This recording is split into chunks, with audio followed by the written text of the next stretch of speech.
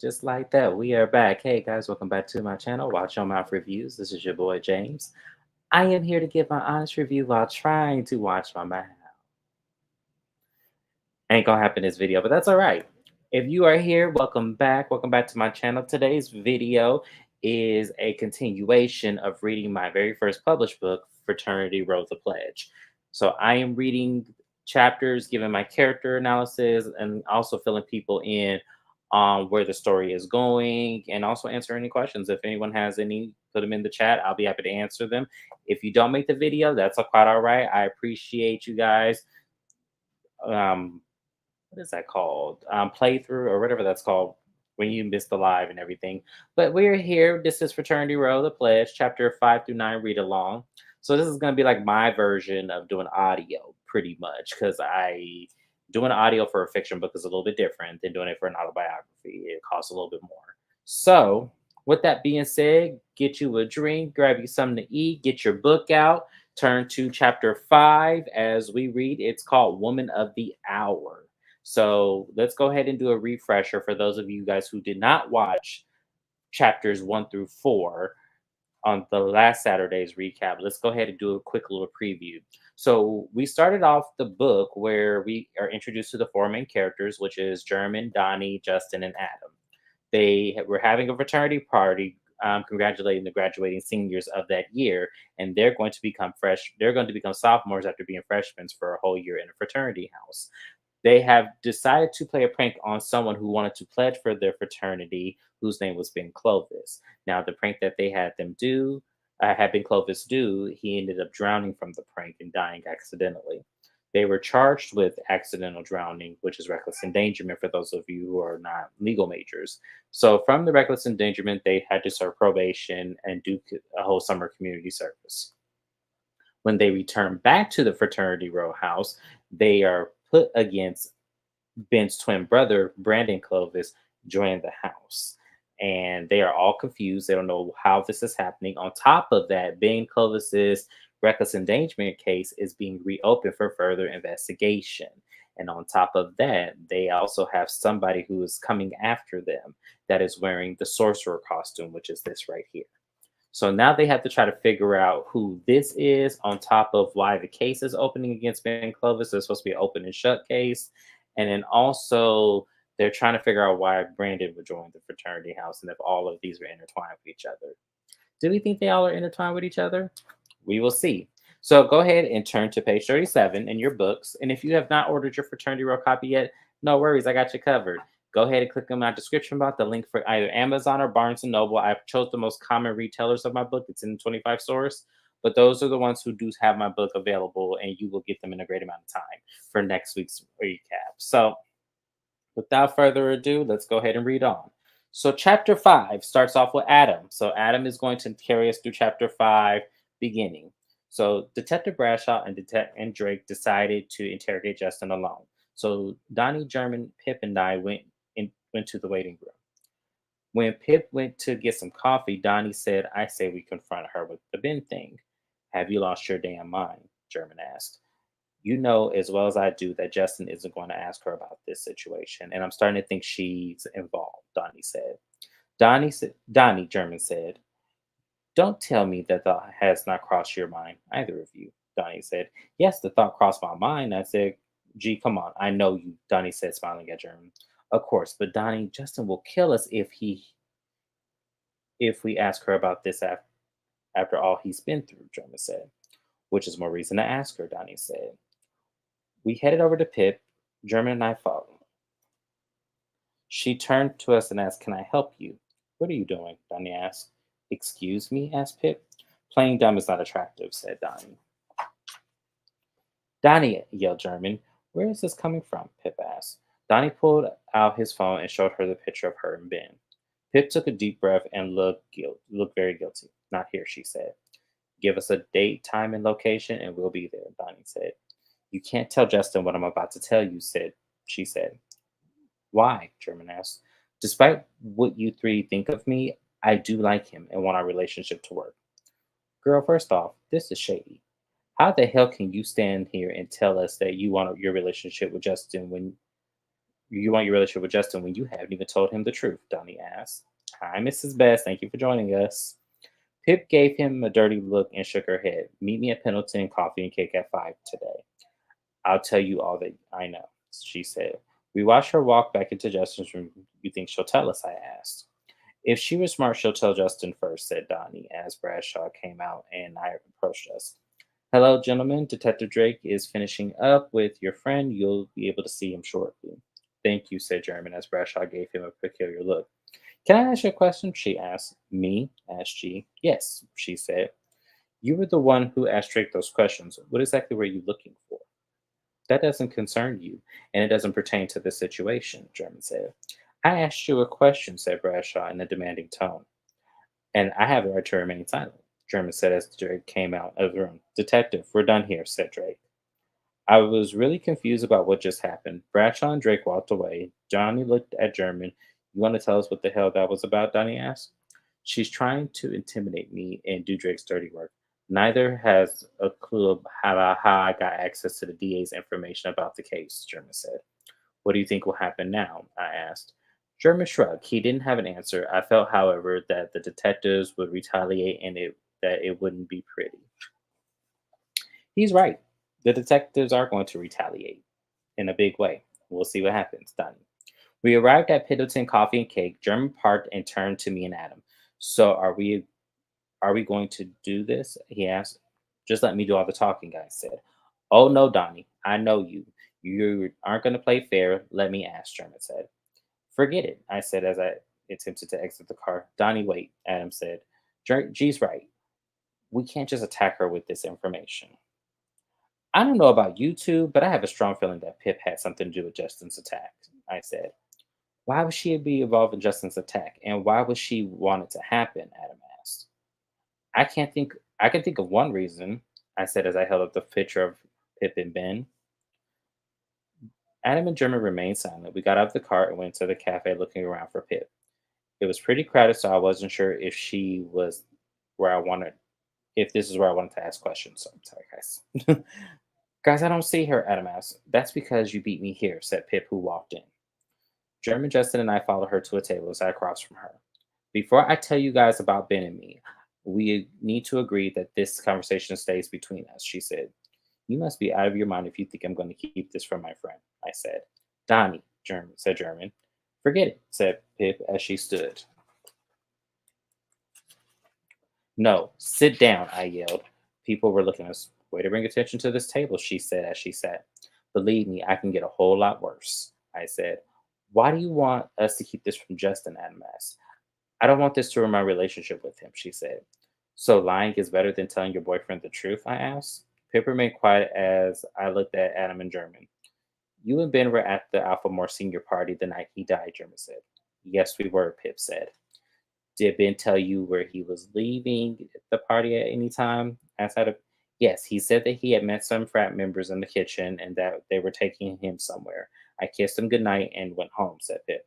So that night was the last night you spoke with him? I asked. Yes, Pip said. Adam, German, and I looked at each other. Did he ever mention where he ended up that night? Asked German. No, he didn't. I tried to call him the day after the party, but never answered. A few days later, I saw on the news that he had accidentally drowned. What are you hiding that you don't want to come out? Asked German. Pip looked at German as his question was valid. I'm not over Ben. Okay, Pip said. I'll give you 24 hours to tell Justin about this. If you don't tell him, I will, I said. You're the devil, Pip said as she got up and walked away. That went well, said Adam. When German, Adam, and I got back to Alphamore, we saw a banner above the house. I saw Boomer, a junior, and asked Boomer, what the hell is this? I asked. We got tagged by Theta Monroe, he said. Getting tagged by a sorority house meant that we had to compete with them in a ritual duel for the annual back to school carnival. Our frat house had been in charge of it for the last 10 years, so there was no way we were losing. All right, so it's off to Theta Monroe to accept the challenge, I said, and the three of us headed there. Theta Monroe was basically the Alphamore sororities. Just like our house, they threw the best parties, and it was at the end of Lexington Street. We got there and rang the doorbell. Mrs. Mack, the den mother, answered the door. Hello, Donnie, Adam, German. To what do I owe this pleasure of this visit? They're here because we just challenged him, said Ginger. Virginia May Magnolia. was a Southern belle. She went by Ginger, which was odd because she was blonde, not redheaded. Ginger and I had a history. Let's just say that there was that she was my first and reoccurring love affair there. Hey fellas, so what it's gonna be? She asked. Challenge accepted, I said. Ginger smiled as Mrs. Mack left the door, and I looked at German and Adam. Guys, I'll see you back at the house, I said. Adam and German waved goodbye to Ginger. It's been a while, said Ginger. I know. We should go upstairs and catch up, I said with a smile. My smile was many ladies' weaknesses. I don't think so, she said. Really? You're saying no to all of this? I asked. As hard as that is, I can't, she said. Freshman year was amazing, but I just don't want to be a booty call my entire college experience. So now you want to change the rules, I asked. Ginger grabbed my arm to pull me and we kissed. I smiled at her and she smiled back. I hate you, said German as she pulled me into the house. German. Ginger says as she pulled me into the house. She couldn't resist me ever. So that was Donnie. So Donnie, and so we meet a love interest of Donnie, which is Ginger. Now Ginger is going to have a huge critical role in this book, and I cannot give it away just yet. But if you've already read the book, then you know how she's going to play a part. She's going to try and make it so Donnie's like Justin. Will it work? We don't know. So now, speaking of Justin, we're gonna now see how he's doing in the hospital. So now we're on Justin. My back hurt like hell. I wanted to reach the button to call the nurse. Mr. Baker, my shift is almost over. Can I get you anything? She asked. I'm feeling more pain. Is there anything else I can have? I asked as I adjusted my posture. I can have Dr. Mixter take a look at your chart. Yes, please, I said. I looked at my phone and saw a message from German. Lady Monroe tagged us on the Battle of the Pendleton Carnival. Donnie and Ginger hitting the sheets. I'll be there in an hour. Do you want me to bring you anything? Candy, please, was my reply. The door opened and Pick walked in. Hey, babe, how are you feeling? She asked as she came over to comfort me. I'm in pain, waiting for the doctor to come in. She's going to be here later. I said, where were you? I had something to take care of, she said. I was very suspicious, but in so much pain, I was glad that she had come. The doctor walked in. Mr. Baker, how are you feeling? I'm feeling a lot of back pain, I said as the doctor checked my wounds. Just making sure your bandage is not seeping. Your medication will put you out for some time. I'll be right back. The doctor left and Pip began to rub my head. There's something I need to tell you, she said. It's hard for me to say this, but I want you to hear it from me. Ben and I were a couple. I was quiet. Pip looked at me on the verge of tears. Say something, please, she said. Why are you telling me this? I asked. Your friends found out first and told me that if I didn't tell you, they would. Donnie, Adam, and German found a Facebook photo of Ben and me and confronted me with it. They already showed me the picture. The question that remains is why. The question remaining is, were you ever going to tell me that you and Ben were a couple? I asked. So you knew this entire time? Don't try to turn this around. Don't try to turn this on me, I said. I didn't think it would ever come up. When he died, I buried it along with him. So I'm going to pause for the cause. Hi, Shayna. Thank you for joining my live, love. So I'm going to pause for the cause for just a little bit. Now, remember, y'all, she said to Donnie, German, and Adam that she wasn't over him. Remember, she said that. Now she's telling Justin that she's over it. So I want you guys to pay attention to that because that's very, very vital. All right. I'm going to continue on. I was still in shock after she explained it to me. Nothing about it made sense. I was thinking, you're okay with being in a relationship with the one responsible for Ben's death. I need to be alone right now, I said. And Pick began to cry. She didn't try to plead with me. She picked up her bag and gave me a look and left. Pip and Ben had been in a relationship. I began questioning everything. Did she really love me? Is what Donnie and German said true? The door opened. German walked in. Hey, man, I brought you a Snickers bar. I was angry that none of them had told me about this. I was silent. German knew I was mad. You okay? He asked. You can stand there as my friend and not tell me that you confronted Pip about the picture? All three of you? I asked. I can't defend confronting her without you being present, but we needed to know. We thought you weren't going to ask her. I told you guys I would ask her, and I did just before you got here, I said. I'm glad it's not our story to tell. I know, but G, come on. You of all people know how I feel about what happened, I said. Would you have made a rational decision in this state of mind? Just leave, G, I said. You sure? Yeah, get the hell out now, I yelled. German nodded and left. I felt bad for having yelling at him, but I was really angry at what they had done. I fell asleep. When the doctor had given me a hit me hard, whatever the doctor had given me a hit hard, I walked up with a blurry vision and saw someone who looked like Adam. Get out, I said as the person came closer. I saw it was Brandon. What are you doing here? I asked. I heard about your attack. I wanted to see how you were doing. I need water, I said as I attempted to reach for it. Here, let me, said Brandon. Brandon poured a cup of water and lifted my head so I could drink some. Drink a little more, he said. There you go, bud. He set the cup down and sat across from me. Thank you, I said. Anytime, he said with a smile. I know this may be weird, but I don't want you to get the wrong idea about me. What do you mean? I asked. I mean about my brother and what happened. I wasn't very close to him and though I'm very sad he's gone, I'm not angry with any of you. Why'd you join the fraternity? I asked.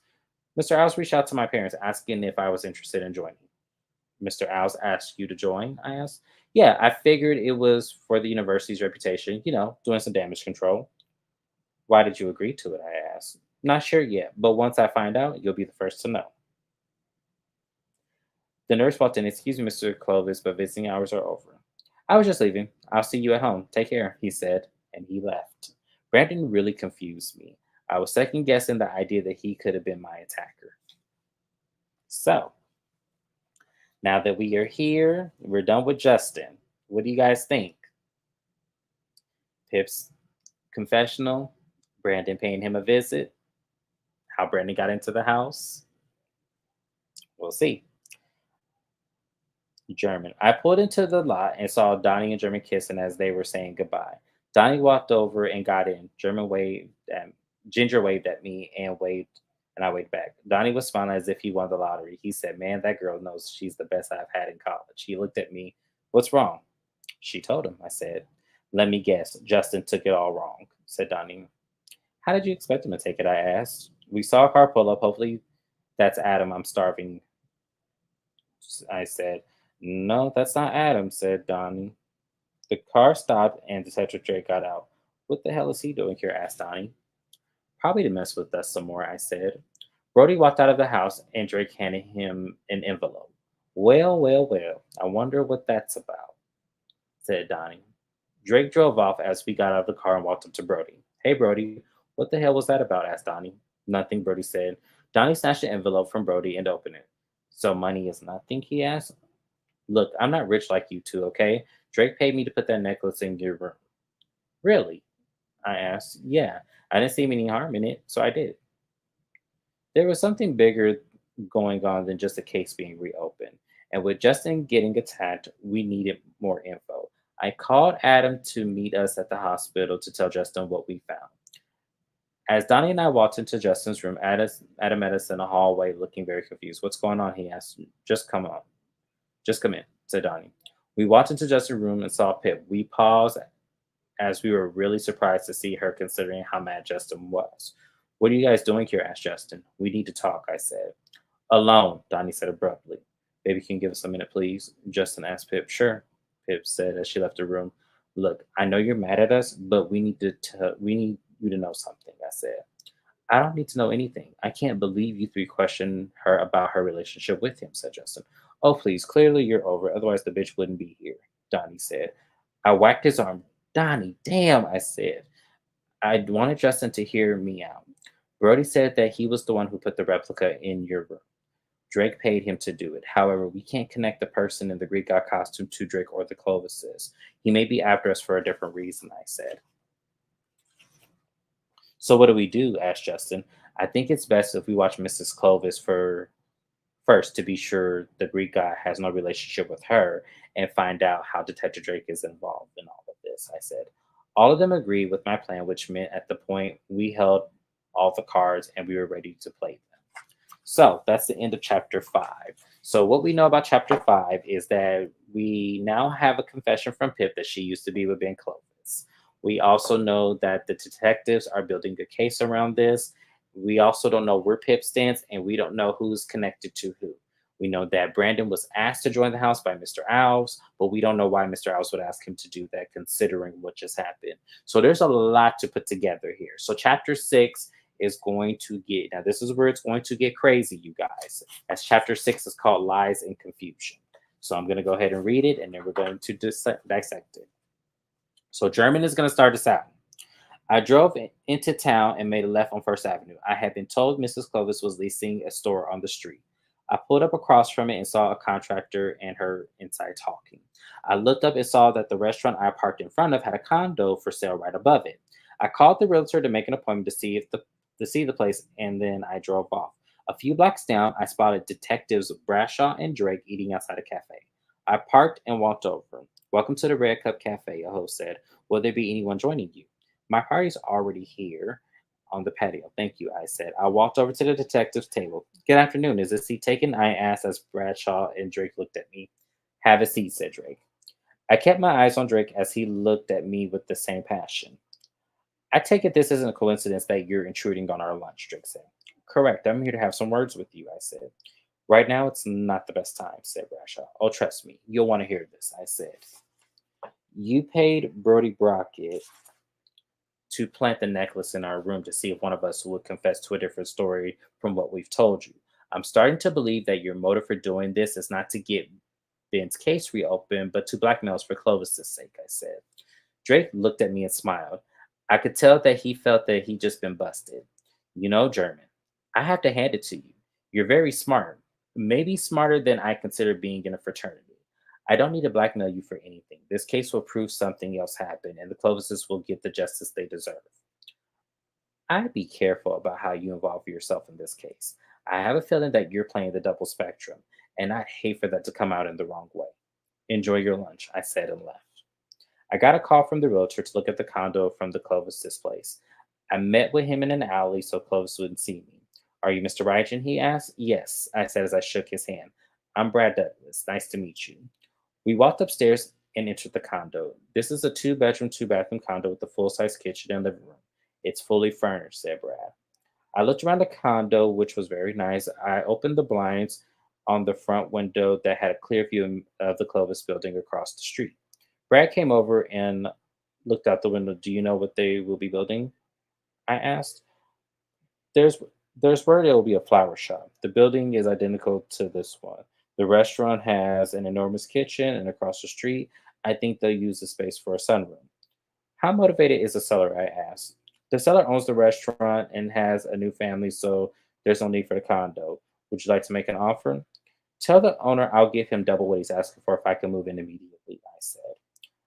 I'll give him a call right away, Brad said and left. I looked across the street and saw Clovis exiting the building and talking on the phone. I looked at the ceiling and saw the smoke alarm. I knew of a camera that could be implanted in the perfect way to collect information. I pulled out my phone and called someone who could help me. Hey, Vince, German Rygen here. I need a favor and I need it immediately, I said. So, ooh. So German is really getting his hands dirty, y'all. And this is going to get even better when his story erupts. So I want you guys to pay attention to that as well. So now we're going to move on to Adam and we're going to see what Adam's up to. It was my first day of school, and my mom still had not answered my messages.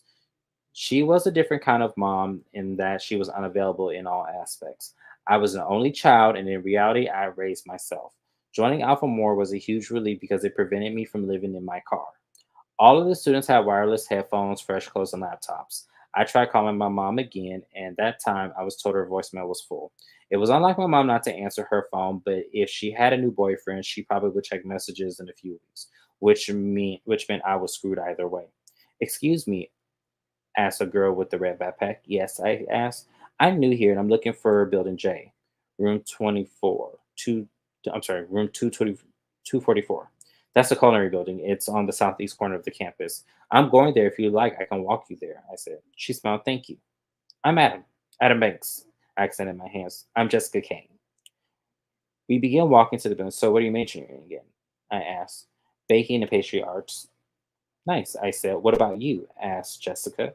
The same, BA, I said. What do you plan to do with that degree? Open my own cafe, sell pastries, have an open mic night. That's my dream, I said. We had a small pause of awkward smiling and eye contact. Room 244 is right there, I said, pointing. Thanks. It was nice meeting you. You too. Jessica walked off to her classroom. I went to the financial aid office to see if I can get another extension on my tuition payment.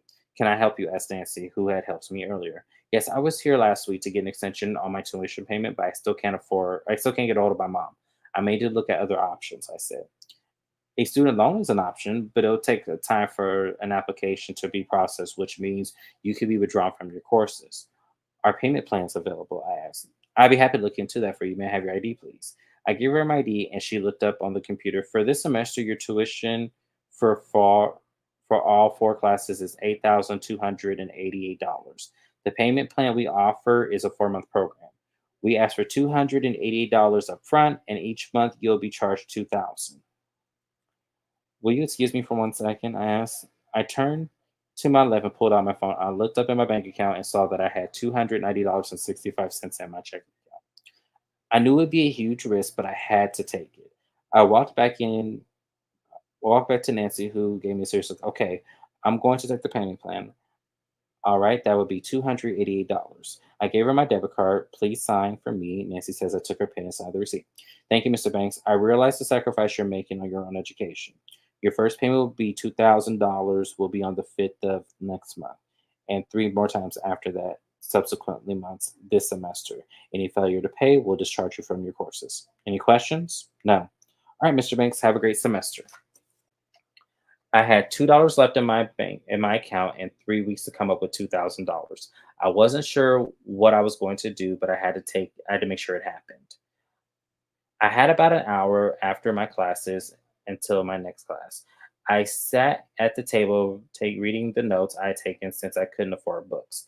I had a bag of chips and a bottle of water. I was starving, but that was all I could afford. Yo, A dog, said Donnie as he joined the table. He had a huge sandwich and a soda. What's up? I asked. First day of school is always hell, Donnie said. Have you talked to Justin? I asked. No, Mr. Owl said he's being released today. I'm going to sleep in G's room until he calms down. I didn't think he was going to react the way with the whole Pip situation. I said, me either. He's whipped. He looked at me. You seem down, man. What's wrong? I just have a lot on my mind, I said. Like what? Can't get in touch with my mom. It's been a few days and I'm getting worried, I said. I'm sure she's fine. Damn, I'm going to be late. You want the other half of my sandwich? Yeah, thanks, I said, Donnie, as he passed the plate to me. See you later, Donnie said as he ran off. I wonder how Donnie had known something was up with me. I knew G would never tell anyone what was going on, but I wasn't sure how long I was going to keep my situation from my brothers. So, how many of y'all have been in that situation where you can't afford to go to school, you can't afford food? I've definitely have been there. So we feel for Adam in this situation. So we'll see how he figures it out. Justin, the doctor cleared me to go home. I didn't know what to believe, but I missed my brothers. The door opened and Mr. Owls walked in. Justin, how are you feeling? Ooh, sorry, guys. Next page. Better, actually, I said as I got off my bed. I'm here to take you home. Your brothers will be happy to see you. I contacted your instructors to make sure that they were you weren't in class today. Here are the syllabuses. We walked out to his car and drove off. I'm a little surprised that Donnie, German, and Adam didn't pick you up. Everything okay with the four of you, Justin? Everything's fine. They had classes today. Didn't want them to be interrupted, I said. German didn't have any classes today. He starts tomorrow. Did you know our house has been tagged by Theta Monroe? I heard something about that, I said. Ticket sales will determine who will be in charge of the fall carnival. We pulled up into the driveway of the frat house and parked and walked in. I went directly into my room, hoping Donnie was not there. When I walked in, I saw Pip. Hey, I thought you had class, I said as she came to kiss me. I do in about 20 minutes. I wanted to see you first. I'm glad you're home, she said. I heard a knock. Come in, I said. Brandon opened the door. Hey, Justin, welcome home. Pip looked at Brandon as if she were seeing a ghost. I was confused that Pip had that reaction considering she had dated his identical twin. I'm sorry, I didn't know you had company. Sorry, Brandon said as he closed the door. Pip, are you okay? I asked. Pip looked at me and shook her head out of a trance. Yes, I'm fine. I have to go. Get some rest. She kissed me and left. Her exit made me suspicious of the situation with her and Ben. I couldn't quite figure it out. I sat on my bed and thought about it some more. I heard her knock. Come in, I said. Brian, another sophomore, opened the door. Justin, welcome home. How are you feeling? Good, man. A little sore. I said. You heard about the Emerald Challenge? And where are Donnie and G and excuse me, y'all. Where are Donnie, Adam, and G? Donnie and Adam had class today. G's been running errands, I said. I'm glad you're home. If you see those three today, tell them to come see me. Will do, I said, and Brian left. I napped until Donnie woke me up. He said, "Get dressed. We have to meet G in town." Why? I asked. Who knows? Meet you in the car in 15 minutes. Donnie said. On the way down, I asked Donnie, "G didn't tell you why he wanted us to come?" Nope. But knowing G, it has to be good. I then knew the three of them had found out something. I was quiet for the rest of the ride. I couldn't handle another thing about Pip, and having seen her reaction to Brandon, I started to feel uncomfortable about everything. You okay? Donnie asked. No, man, I feel this pain again, I said. From your injury? Yes, on my side. Did you bring your medicine? Yeah, but I haven't eaten anything, so I don't want to take it right now. Donnie pulled over and parked and got out and retrieved something from his trunk. He got back in and gave me a protein bar with the bottled water. Here, now you can take it, he said. I took my medication and I let the back seat down to relax. Donnie got to town and parked in front of this cafe. What are we doing here? I asked. This is where G said to meet up. Adam pulled in behind Donnie and I Donnie got and it's supposed to be I there. Oops. Error on my side. Got out. Hey Justin, how are you feeling? Fine once my meds kick in. Where's G? Adam asked. He said meet him here, so meeting him here, Donnie said. Hey guys, German said. What took you so long? Asked Donnie. Sorry I'm late, but I have to show you some. I have to show something. I have something to show you, sorry. Follow me, he said. We followed him upstairs, and on the right of the restaurant, at the top of the stairs, was a short hallway that led to a door. German opened and we walked into a furnished condo. Guys, welcome to headquarters, German said. Now we're going to move on to Donnie, who's telling his perception of the story. What is this place? Adam asked. It's my new condo. 2 bedroom, 2 bathroom. You just randomly bought a condo, G? Asked Justin. I had a reason, German said as we went to his double Apple computer monitor. He turned on he turned one on and we saw the inside of a building. What are we looking at? I asked. The building across the street. Mrs. Clovis is renting it out, German said. Adam, Justin, and I looked out the window. So you're going to spy on her? Adam asked. Because Ben's because Ben's case is reopened, we need to know each move she makes. If you look at the camera on the left, there's at least 25 feet of open space. This could be where she meets Drake, said German. Gee, what happened if she catches you spying on her? Asked Justin. She won't find out unless she sets the place on fire. What about Greed God? Asked Adam. I think we should find out if they're in cahoots first, because it would lead us to everything else, said German. I don't think Pip's involved, Justin said. When Brandon came into our room, she froze. You don't think they've met before? I asked. I don't think so. When Brandon was there, her whole vibe was off. Really strange. Adam, German, and I looked at each other. We know the real reason Pip was stuck when seeing Brandon. I thought Pip was a part of this. I couldn't figure out which part, but I was sure she was involved somehow. So what do we do? Asked Adam. We wait and we watch, German said. Right now, all we know is that Drake and Clovis are coming up with some plan for us. We need to know Drake. We know that Drake paid Brody to plant the replica necklace, so we can't trust him. At this point, we stick together and don't say anything to anyone. We waited 2 hours, and I began to get hungry. Gee, we better off with a record line, I said as German watched the monitors. Yeah, I'm with Donnie G, said Adam. It's been 2 hours. Who's to say the plan is they are coming after us? Maybe they're going after the school. It's more than that. I want to know who attacked Justin and who continues to send us subliminal messages about the night, said German. As much as I hate to admit it, German was right. This was one step forward, but my stomach was taking 5 steps back. How about we order a pizza? I asked. Wait a second, German said. We gathered around him and saw Greek God. That's him, said Justin. From the monitor, we heard the door open. From the angle of the camera, it was hard to tell who it was. The person walked into the view of the camera, and we saw it was Mrs. Clovis walk to him and hear the conversation. I heard the boy you attacked Justin is out of the hospital, she said. We have more work to do. Here's the plan, Clovis said as the door opened, which made her pause. He and she looked over to see it was Detective Drake. Catherine, we need to talk, Drake said. He looked at Greek God. Who the hell is this? Don't worry about that, Clovis said.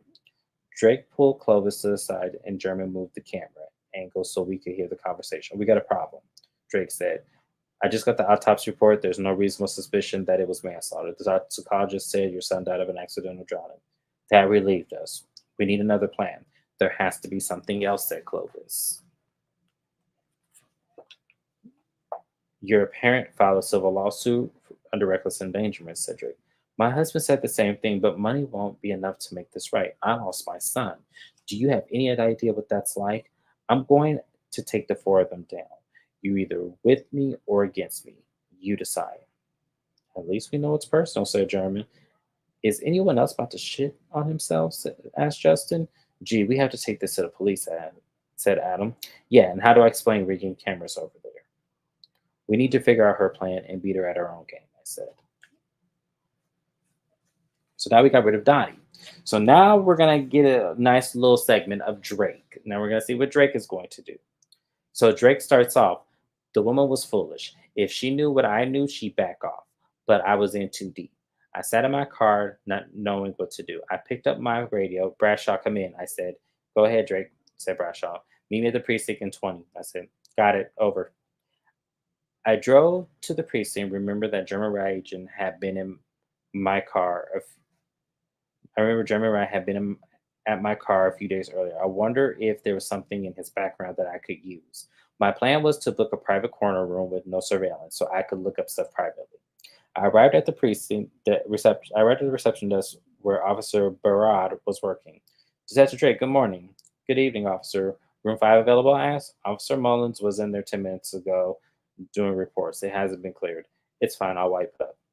When Bradshaw comes in, send her in, please, I said. I walked to room 5, which had the best Wi Fi spot in the precinct. I logged into the computer and wondered whether this was worth my career. I thought maybe I could get 5 million instead of one and go rogue. I typed in Rajan's name and there was a confidential case pending. I was a little stunned but not surprised. The door opened and Bradshaw came in. Hey, what's going on? She asked. I pulled the file that Rajan had given me on the table. What's this? The file that I could have me indicted, I said. Where did you get this? The better question is who gave it to me, I said. Why are you looking at a confidential file sealed by the FBI? This is a criminal background report on Rajan. Don't worry, the feds won't know we saw this. I opened the file and I knew I had struck gold. Bradshaw was in complete shock. No way, German Rajan was engaged to Josali Levinsky, the granddaughter of mob criminal Arthur Levinsky. Yep, the same one who stole billions of dollars in paintings in the Boston Museum heist. We'll find out what happened to our friend German and why he was involved in this crime, I said. Rajan was a con artist just like his late fiance. According to the report, Rajan was never convicted after the death of Josali Levinsky. He also collected 75 million reward for recovering the stolen paintings, estimated over 50 billion. Bradshaw looked at me. We're not dealing with some average Joe. I know, but I feel that this is a huge payoff for this forces for joining forces with Clovis. I said, after reading this, how much do you think German Rajan is worth? I asked. At least 75 million. What if we blackmail him for all of it? How do we blackmail him if he has no criminal record? It's a long shot, but we can prove that he was with Joe Sally when she robbed the museum. I asked. That's a long shot, especially since the case is closed and sealed. Think about it. What could happen if the FBI learns we looked at the file that the Supreme Court has sealed? Bradshaw was right. I was risking being jailed, but I knew I could get myself off if I did it for the right reasons. What if we get him to confess that he did it? I asked. Bradshaw remained quiet, as that would be a huge risk. German was smart, maybe too smart to confess to this, but blackmailing him for money would be worth it. So that's the end of chapter 6. So, y'all, their plan is to blackmail German now, Detective Drake and Bradshaw. Do you guys think that that will work? We'll see. But furthermore, Justin's out of the hospital and back home. We know that Theta Monroe, which is the sorority house that does get mentioned a lot going on forward, is now going to be pitted against this rivalry of guys versus girls. It's going to get interesting from here, but keep it posted because if you guys think German is crazy in this book so far, y'all have not seen nothing yet. It gets way worse than that. So let's move on. So chapter 7 is called Who's Dedicated. So we start off with Adam again. All right. We got a text to meet at the Alphamore house. I'm sorry. We got a text to meet back at Alphamore for a house meeting, so we drove there. Remember, don't tell anyone about my condo, German said. We'll take shifts watching the monitors. I sent a link to all of you so we can watch it from our rooms if we can't be at my condo. Mrs. Clovis left. I'm not sure where she is, but if she goes there, we'll get an alert. Gee, you've taken stalking to a whole other level, said Donnie. Shut up, Donnie, Jeremy said. All the brothers were in the podium room. We saw Brandon talking to Alves. What the hell is this about? I asked as Brandon sat up front in the senior section. You're sitting in the wrong row, Donnie told him, but Brandon just smiled. Al said, Alpha More, thanks for taking this meeting. As you know, each semester the Greek House has hosted a fundraiser, which always hosted a carnival in the town square. Dating has challenged us to host this semester event, and we accepted the challenge. Whichever Greek house sells the most tickets for the carnival will be the host and present the check to the fundraiser chosen by the university, the main school for the hearing impaired in honor of Ben Clovis. We had not known that Ben was hearing impaired. The tickets proceed will go to the foundation along with 30% of the concession take and sales first of souvenirs, Alf said. Mr. Alves, I'll match whatever the event takes in as donation, German said. That's very generous of you, German. I'll be sure to tell the committee. And by the way, Alpha Moore's very own Brandon Clovis will represent the committee, said Alves. Donnie looked very pissed at the entire house, cheering Brandon walking to the podium. Thank you all for this. I know that Ben would have been honored. Thank you, he said as everyone applauded him. German, Donnie, Justin, and I went to German's room. Gee, that was very kind of you to make that donation, said Donnie. I need the tax write off, said German. Oh, that's smart, said Donnie. What was the Ben Clovis being hearing impaired? I don't remember that, said Justin. Maybe you should ask your girlfriend, said Donnie. You're an idiot, said Justin. Justin, I hate to agree with Donnie's snarky comment, but that's the only way we could find out, said German. You expect me to ask Pip if Ben was deaf? Asked Justin. Maybe not ask her like that, but this is a charity event that is going to involve everyone in Pendleton. Since it's an honor, you can bring it up like that, said German. Justin looked at us with disgust and left the room. Great, said German. Hey, you were thinking it too, Donnie said. Guys, I gotta go. I said, where are you going? Donnie asked. I got a job, I said. A job? German and Donnie said asked simultaneously. Yeah, it's what us normal students have to do to earn cash. See you guys, I said. I was a little bothered by the way they had given me those looks as if they ever had to work. German was the son of a pro football player, and Donnie was the son of a state senator, while I had to come from nothing. I hoped I could make enough money to cover my tuition payment next month. I go to Porky's Pizza 5 minutes late and told Jonesy, the manager, "Hi, I'm Adam Banks. It's my first day." Adam, yes, you and the other trainee are 5 minutes late, Jonesy said as Brody walked in. Now, a little snippet. Jonesy is a former fraternity member. So in book number 3, we're going to hear his story. So if you guys recognize that name, he is a fraternity member, but he acts like he doesn't know them. And book number 3 is going to expose that reason why. Just to give y'all a sneak peek. Hey Adam, you working here too? Brody asked. Glad to see you two know each other, Jonesy said. I'm short a driver and a front desk clerk. Adam, you'll handle the deliveries. Your tips are all yours. Brody, you'll work with Shannon ringing up customers. Excuse me a moment, gentlemen. Had I known you applied here, we could have carpooled, said Brody. I needed my car for deliveries, I said. We heard a printer whirring and spinning out some paper. Jonesy came out of the office with Porky pizza shirts for us. Adam, you have delivery. Come with me. I'll show you how to enter this. I watched him order and then saw Jessica, the girl I had met on campus, walked in. Hi, welcome to Porky's Pizza, said Jonesy. Hi, I'm here to pick up an order for Jessica Kane. Sure, one moment, please. Brody, follow me, Jonesy said. So we meet again, I said. Yeah, had I known you worked here, I would have come here more often. It's my first day, I said. Jonesy and Brody came back. Here you are, one medium pepperoni pizza, extra cheese. That will be $10.99, said Jonesy. Jessica gave him 20 and told me to keep the change. Nice to see you again. Adam, your pizza delivery is here, said Jonesy. He gave me pizza in an insulated bag, and I took it out to my car. I saw Jessica get in her car, and we waved at each other. She was hot. I thought I might end up like Justin, a frat boy with a girlfriend. Ooh, okay. So now we go to Justin. Donnie really knew how to push my buttons. I couldn't believe I was about to ask Pip if Ben had been hearing impaired. I pulled up to her dorm a bit nervous. I went in and up to her room and knocked. Hi, Justin, said Shayna, Pip's roommate. Hi, is Pip around? I asked. Yeah, she's in the shower. Come in. I walked in and passed the bathroom as Shayna went back to her computer. Doing homework, I asked as I sat on Pip's bed. Sort of. I'm writing an essay on advanced psychology on hypochondria. It's funny that you bring that up. Would you say the person pretending to be deaf could be considered a hypochondriac? I asked. I suppose so, but I think it would be a better word for psychopath. Pip walked out of the bathroom. Hey, I thought we were going to meet on campus. I had a little extra time, so I figured I'd come by and talk, I said. Shannon, can you give us a minute? Asked Pip. Sure, I'll be at the library. Pip sat next to me and she looked concerned. What's going on? I wanted to talk to you about yesterday. It was awkward when you saw Brandon, and I wanted to know why, I said. I had known Ben had a twin, so when he walked in, I thought I was seeing Ben. I wanted to believe her. I wanted to believe that her seeing Brandon for the first time would have prompted that reaction, but I couldn't. I still felt that she was hiding something. I kissed her, but I didn't think to ask her about Ben because it was the time, even though the guys were expecting me to do so.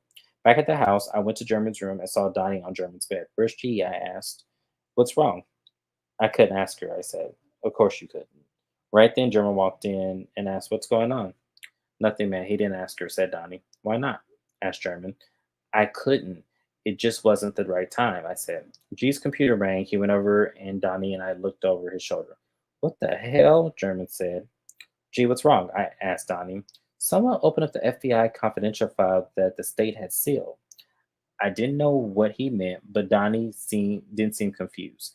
He and G made eye contact, and G was smiling. Wow, so he plans to go there, said German. I'm confused, I said as the door opened and Adam walked in. I'm so tired, Adam said as he lay down on German's bed. We all smelled the strong aroma coming from Adam. Why do you smell like garlic and marinara sauce? Asked Donnie. It's because he works at Porky's Pizza, I said. Is that where you've been? Asked German. I need all the shifts I can get, asked Adam. Why? Asked Donnie. Adam looked at German, which caught Donnie's and my attention. Adam, stop being ridiculous, German said. He went to his desk for his checkbook. Gee, stop, said Adam. Adam, there's no reason to kill yourself in a minimum wage job, said German. Are you working for your tuition? Asked Donnie. I can't reach my mom and I have no other choice, said Adam. Where's your mom? I asked. Don't know. I haven't seen or talked to her since we got back, he said. I knew Adam was worried. Look, after the carnival, we'll go with you to see her, said Donnie. You guys don't have to. We want to. Gee, write the check, said Donnie. Having friends like German and Donnie really meant a lot, especially because they never let me go without anything I needed. I knew they would help Adam get over this financial hurdle, which was very sweet of German to do. So now we're going back over to Drake. So after reviewing the FBI still case, I didn't have the clearance to review other details on the case. I had information on German Reichen, but needed more.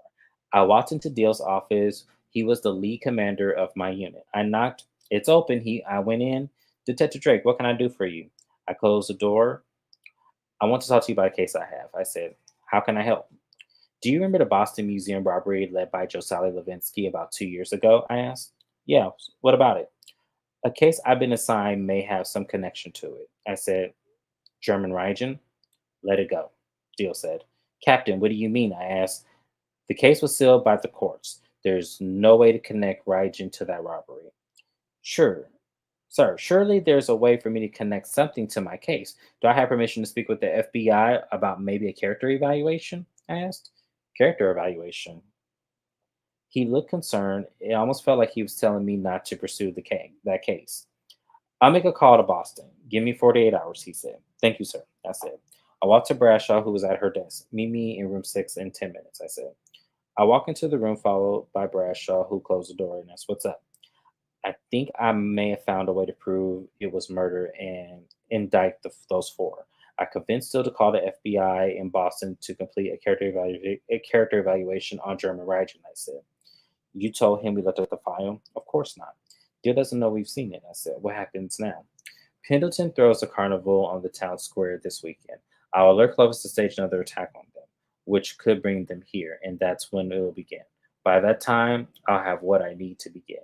Bradshaw was silent, but I knew she felt comfortable with that. She nodded and left the room, but my plan was in effect. I knew that once I got to Clovis, she'd be on board. Okay, it's starting to get messy now. I woke up and looked at my phone. It was 6 in the morning, 6 in the morning, the day of the ticket sales for the carnival.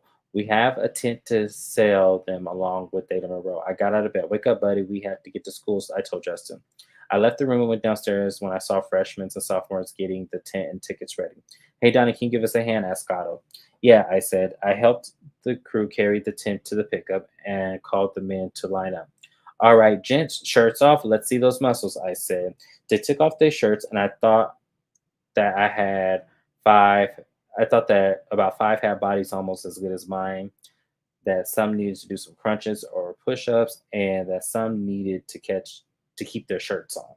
This is sad, truly sad. What the hell's going on here with the dad bods, bros? That's it. No more beer. I said, Donnie, come on. These are ticket sales, not Chippendales, said Brandon. I chuckled. Everyone looked at him knowing I was going to let him have it. Look, bro, I know you're new to this, so let me fill you in. I'm the hottest ticket in the Greek system here. Sex sells, my friends, literally and figuratively.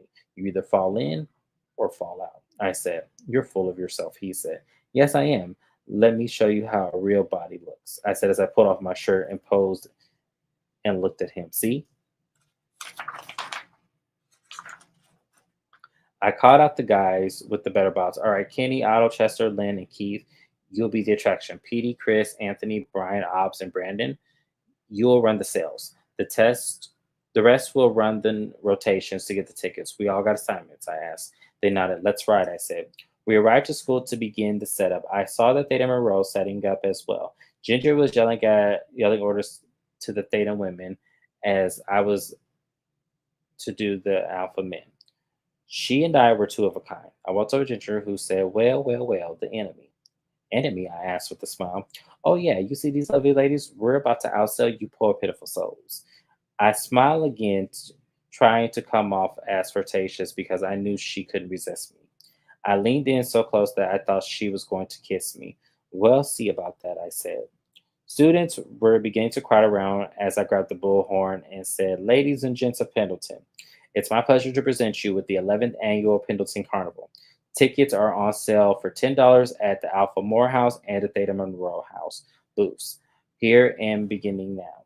Students lined up. All right, gents, shirts off, I said. Once we got in position, the ladies started yelling and pulling out their phones to take pictures. I was loving all the attention, which was pissing Ginger off.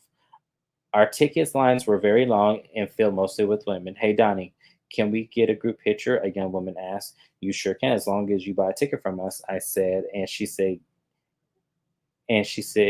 me 100. I held it up to see if it was real. Otto, can you give me 10 tickets, please? I asked as I gave him the 100. Yeah, said Otto. Looked the girls took a picture with me as German walked up and asked, What the hell's going on here? Why are your shirts off? Sex sales, my friend, I said. Oh God, where do you want me? He asked. Ticket sales, Ops and PD have class in 15 minutes. I said, okay, cool. He said, Ginger stormed over with vengeance. I smiled and asked, What's wrong, babe? You think you're so clever, don't you? I have my moments, spring, sexiness, it's all in one, I said. Two could play that game. Ginger took off her shirt, revealing her bikini top, and walked over to Theta Monroe. All right, ladies, let's go to work. The 10 members of Theta Monroe took off their shirts to reveal their bikini. Buy your tickets from Theta Monroe, Ginger yelled as Theta Monroe did their jingle. Woo ah. Owls approached me. Donnie, I didn't expect a half naked event for charity. Mr. Owl, sex sells at times, and this is good as any time. Or this is, oh, Lord, I cannot read today. This is as good as time as any, I said. You have 30 minutes before the competition's over. Good luck, he said. Thanks, sir, I said, as I looked over at Ginger, who looked at me and blew me a kiss. The final minute was arriving. We were close race with Theta Monroe. Alves and Max sounded the siren to make us stop. Alpha More and Theta Monroe, we have your attention, please. The competition over, so we collected the money from both groups. I want to thank you all for your hard work, Max said. We all stood there waiting for the results. German and Justin came over. I was getting nervous. I put my hand on G's shoulder and rubbed them like I was giving him a massage. All right, Alpha More, your total for the event is $3,480. Outstanding job, said Mac. We all clapped and did our jingle. Woo, woo, woo, woo, woo. Theta Monroe, your total is $3,490. Congratulations. Theta Monroe, you are the challenge winners, which means you get to host the 11th annual carnival, said Mac. I was in disbelief. I was also I was I was also always a sore loser. The Theta Monroe did their jingle ooh, and Ginger came up to me. Now you have to eat crow. Congratulations, said as I extended my hand. Ginger shook it and walked off. German and Justin want the first time we lose in 10 years. Let's get breakfast, said Donnie. We headed to the cafeteria. I was pretty mad, but we hadn't given up the old college try. So that was Donnie. Oof. So now we're going ahead and we're getting closer and closer to German's craziness. So now we're going to read from German's perspective now. So I took my fajita omelet to the table where Justin and Donnie were. Donnie was stuffing his face with a huge stack of pancakes. Damn, Donnie, you must be hungry, I said. He's always eating. He always eats when he's mad, said German. Adam came up. What's up, guys? He looked at Donnie. Damn, Donnie, wipe your mouth. We missed you today, said Justin. Yeah, how we do, asked Adam. We lost by $10, I said as Donnie cuts a piece of my omelet and puts it on his plate. The look on my face was one of shock, but Justin and Adam laughed. That makes sense now, said Adam. Did you pay your tuition? I asked. Yeah, and gee, thank you. I'll pay you back, I promise. Don't worry about it, I said. Thanks again, said Adam. I won't be able to go with you to see your mom. Something came up. I said, don't worry, I appreciate your offer to go with, but I can go alone, said Adam. No, man, Donnie and I will go with you, said Justin. I had a few things to do, so I excused myself and went to my car. I called my lawyer, Larry Farnsworth, for some information on the case Drake had reopened. Larry is one of the best lawyers in New England. Mr. Rygen, good morning. Mr. Farnsworth, I'm following up with you about the FBI file that was supposed to be sealed. I said, yes. I called my connection at the FBI on your behalf. It seems that Captain Roger Deal called yesterday to get a character analysis report on you. Sounds like they're going to route to see if you're capable of murder since the Clovis case was reopened. Do you know if they've sent it in? I asked. Not yet. The Boston mayor will have to sign a release. That could take 2 days. Will you keep me posted? I asked. Certainly. Good day to you, Mr. Rygen. Good day, I said.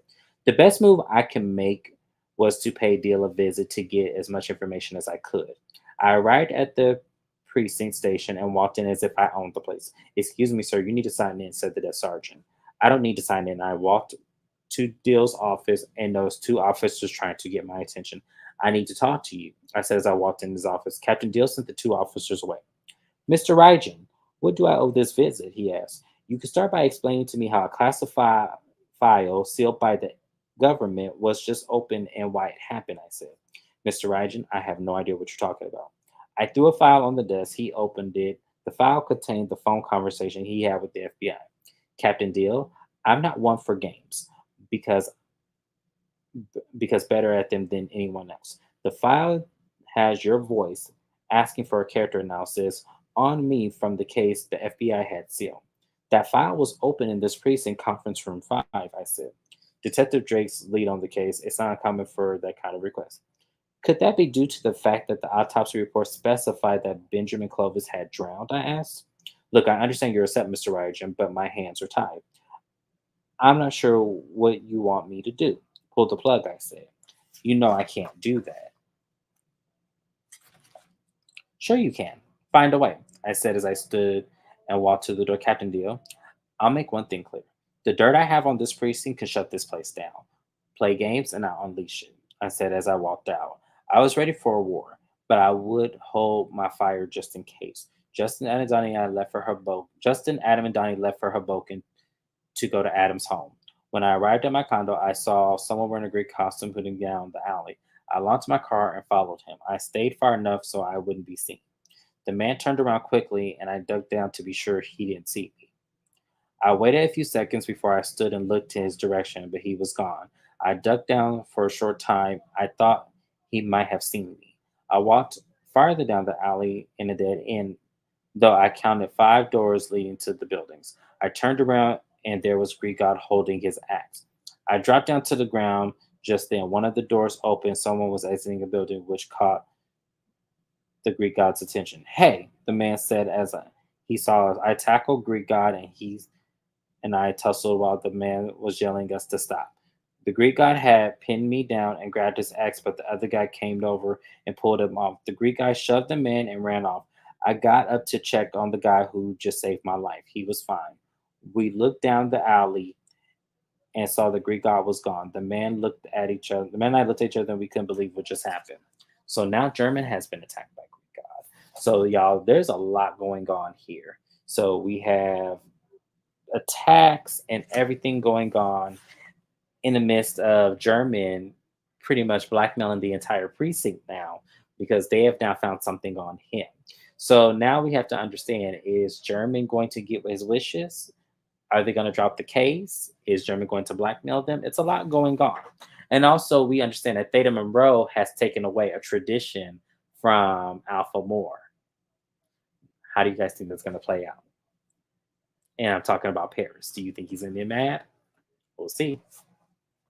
We are now in chapter 8, y'all. We have 2 more chapters to go. And I'm sorry this is taking long, but I want to make sure we get through all of this. So, Justin, Donnie, Adam, and I were driving back to Pendleton. We had gotten to Adam's home. It was in foreclosure. The police were of no help and not concerned that Adam's mom was missing. I felt bad for Adam. I'm sure they'll find her, Adam. I said, thanks, man. Guys, G isn't answering his phone, said Donnie. Did you call the house? Asked Adam. Yeah, I called over to let Alice know we left town. He said he hasn't seen G, said Donnie. That's strange. He was at the house before we left, I said. We started to get concerned because it was unlike German not to answer his phone or call us back if he said he was good.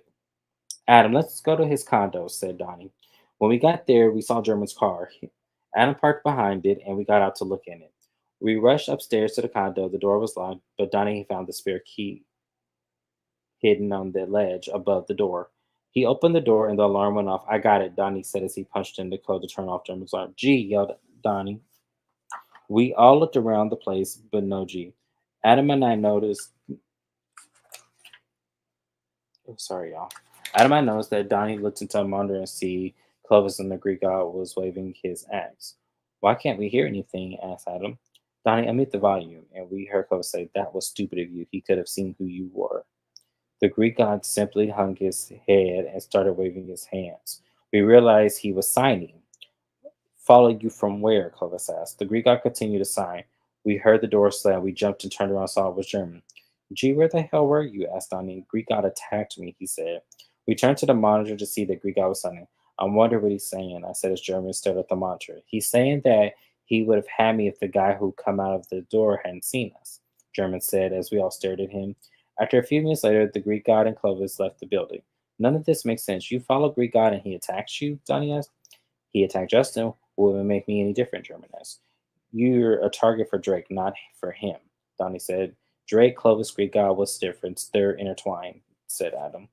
Yeah, but if Greek god gets G, the whole plan's destroyed, and then they move on to me because I'm the other millionaire in the group, Donnie said. Thanks, Donnie. That makes me feel so much better, said German. None of this none of us knew how this was going, but we thought that since German and I had been attacked, we thought Adam and Donnie would be next. It seemed the plan was making us fearful.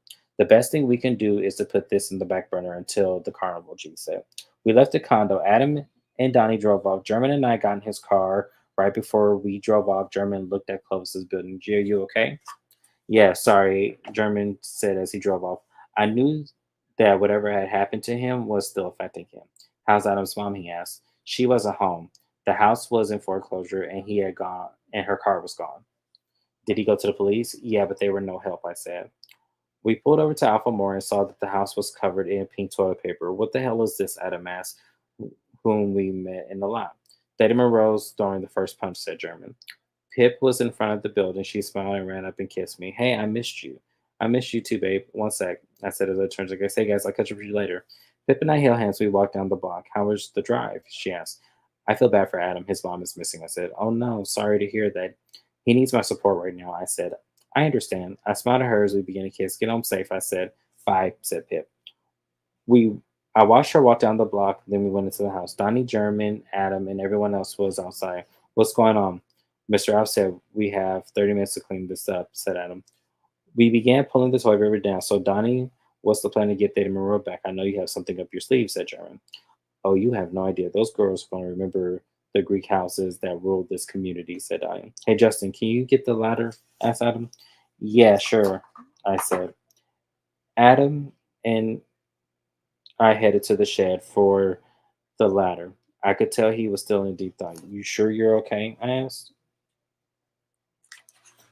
I'm just really worried. My mom and I never go this long without talking. I'm sure she's fine. Maybe she's staying with a friend or trying to figure out the next move, I said. Adam and I grabbed the ladder and we saw something fall out of it. What's that? Adam asked. I picked up, it looked like a roll of film. Why would that be there? Asked Adam. Don't know. I just put it in my pocket for now, I said. He and I carried the ladder from the front of the yard, which we heard a loud music and saw a red convertible drive up to the house. Theta Territory, yelled Ginger. We saw Ginger and three other members of the Theta Row pull out the banner saying Theta Territory. They drove off. Donnie smiled. It is so on, he said. All right. So now Theta Monroe is doing all kind of stage wars. They're pulling pranks, pretty much anything in the normal fraternity sorority situation. So now we go over to move on to Drake. I got a call from Captain Deal to come to the precinct right away. I was really hoping he had gotten the information I needed. I went to his office and knocked. Come in, I heard. I did, and I closed the door. Captain, you wanted to see me? I asked. The look on his face concerned me. I wasn't sure how this conversation would go. The case of Ben Clovis versus Alphamore is to be withdrawn immediately, he said. What, Captain? I asked. He put his hands up. Detective Drake, there's no room for negotiation. This case is closed. I don't understand, Captain. Just 48 hours ago, you said you called the FBI in Boston, and now you're saying the case is closed. I asked.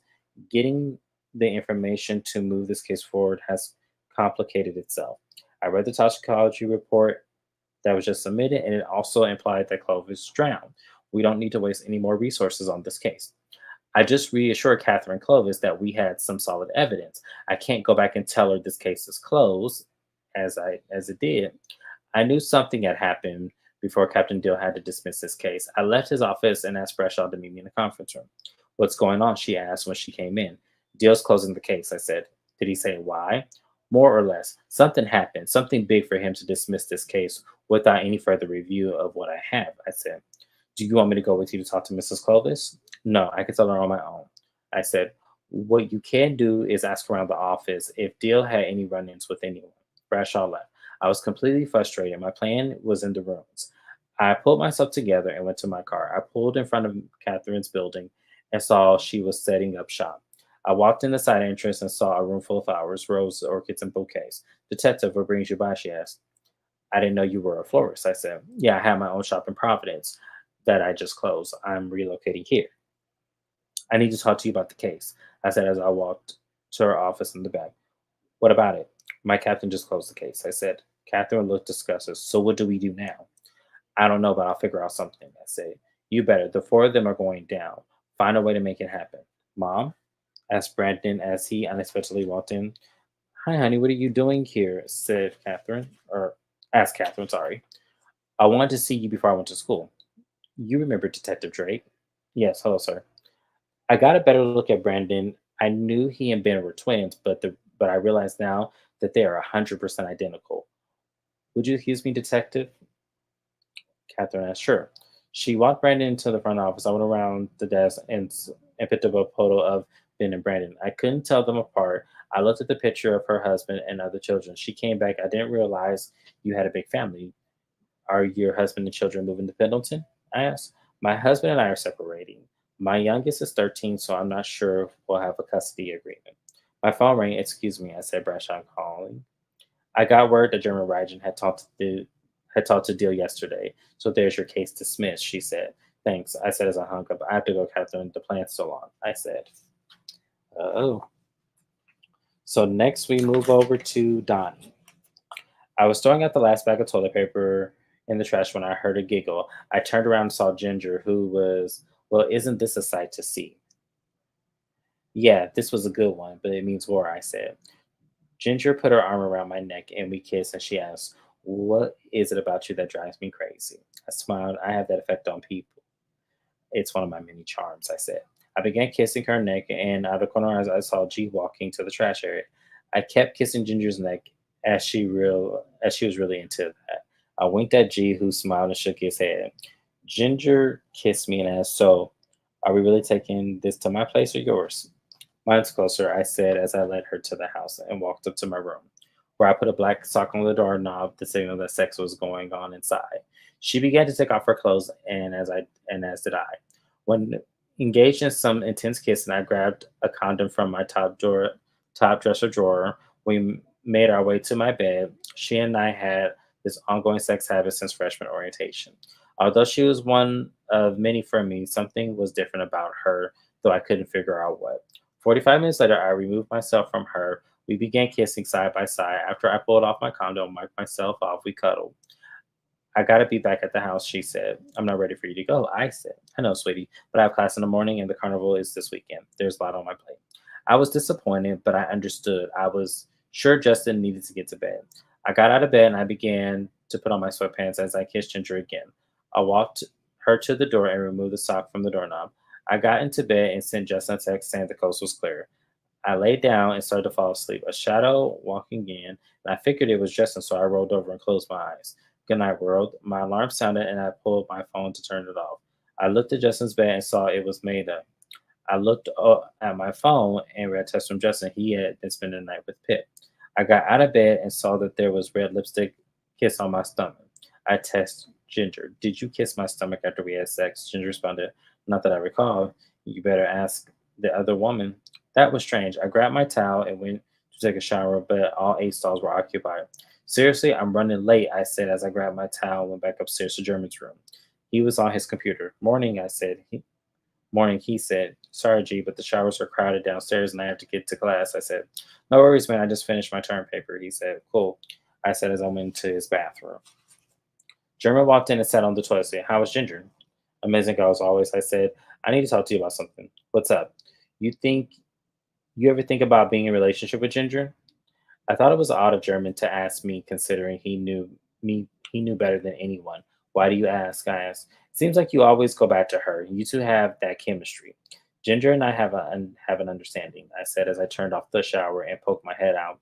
"Gee, we need to get you a girlfriend. It's been 2 years. You've been single long enough." "I don't want a girlfriend." I stepped out of the shower, wrapped my towel around my waist. "Fair enough.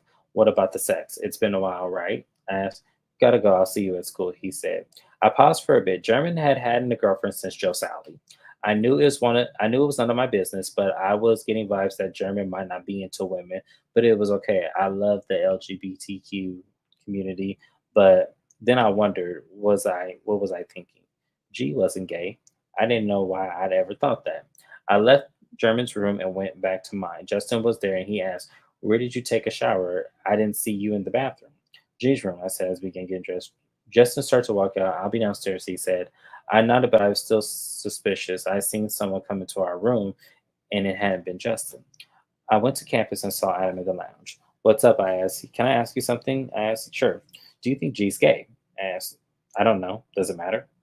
"No, it doesn't matter, but he was acting strange last night. I saw him peeking in on me and Ginger last night when I was taking out the trash. This morning I woke up and I had a kiss on my stomach." I said, "Do you think G kissed me on my stomach on your stomach?"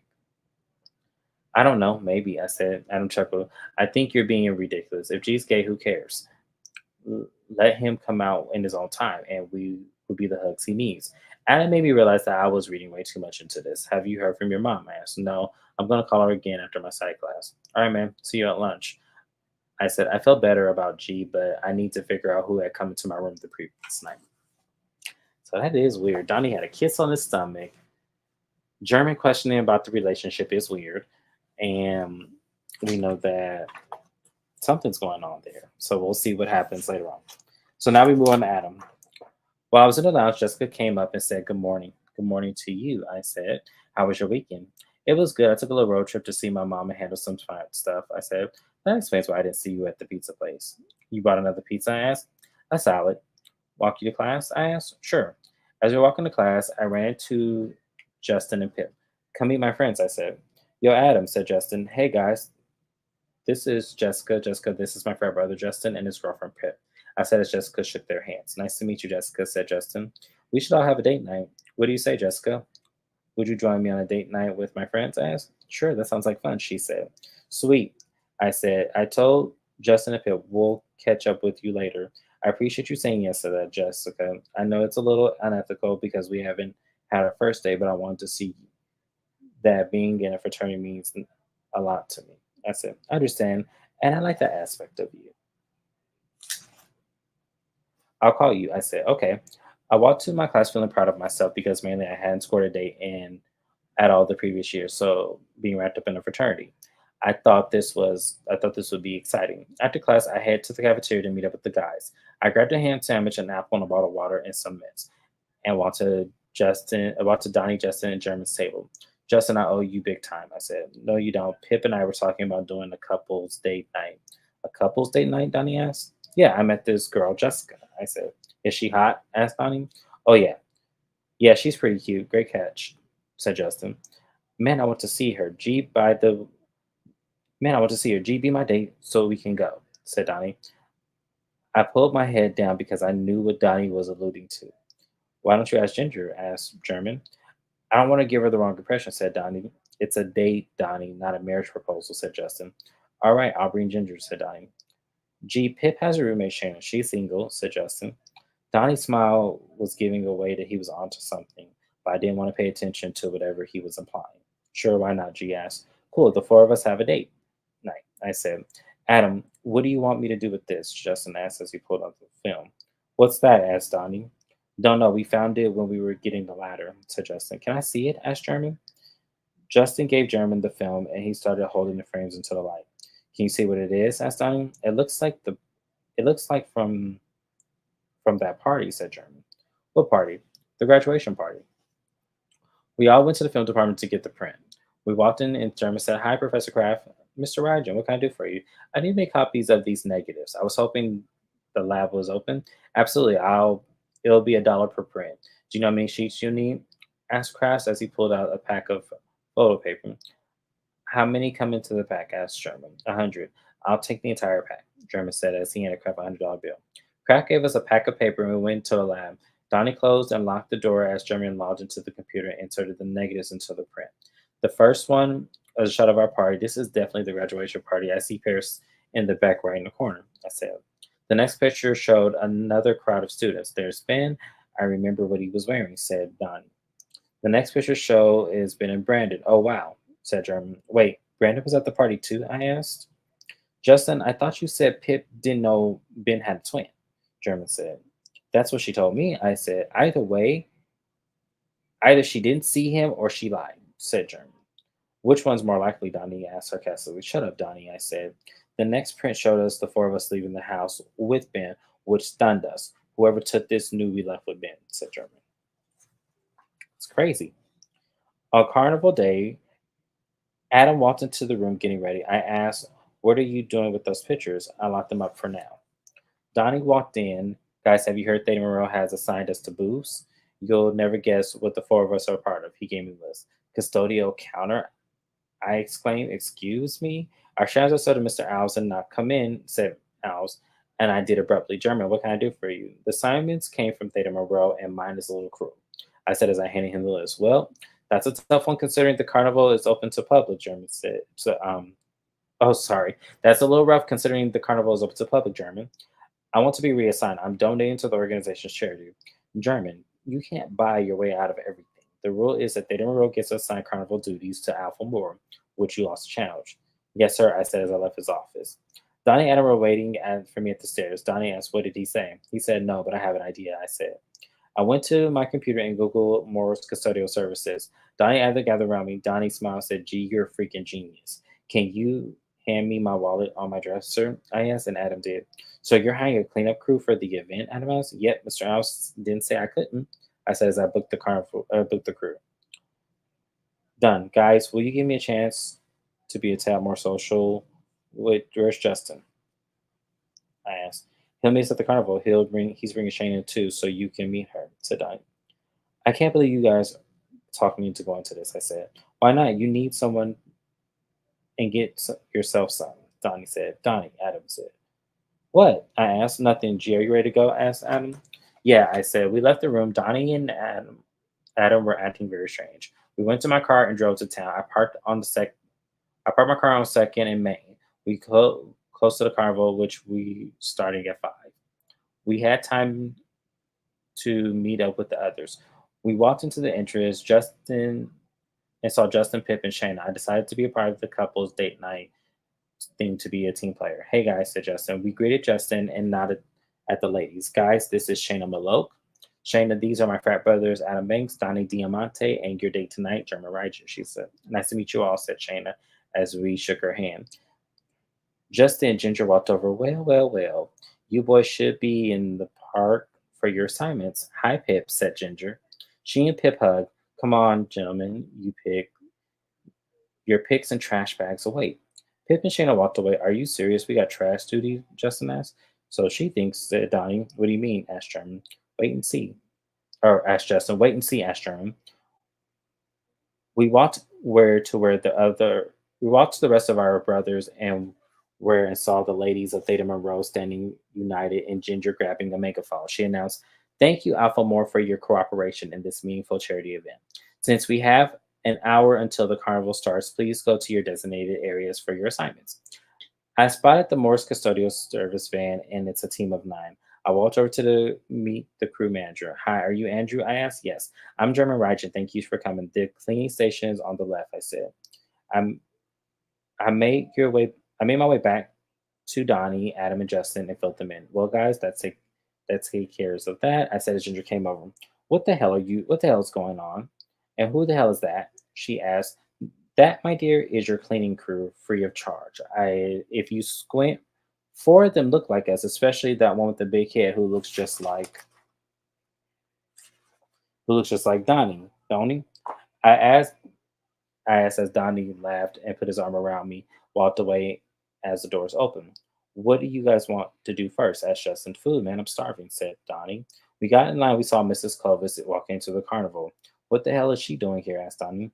Enjoying the carnival, Brandon said. We all turned around and saw that Brandon was working at the food concession stand. Damn, where's the customer service? Donnie asked sarcastically. Shouldn't you guys be working? Asked Brandon. We are. Look to your right. We're supervising the cleaning crew. I said. I'll take the chicken kebab, said Donnie. I'm going to take the fajita shrimp kebab, said Adam. I'll have the Tuscan chicken, I said. I'm going to take the pulled pork sandwich, said Justin. Brandon took our order.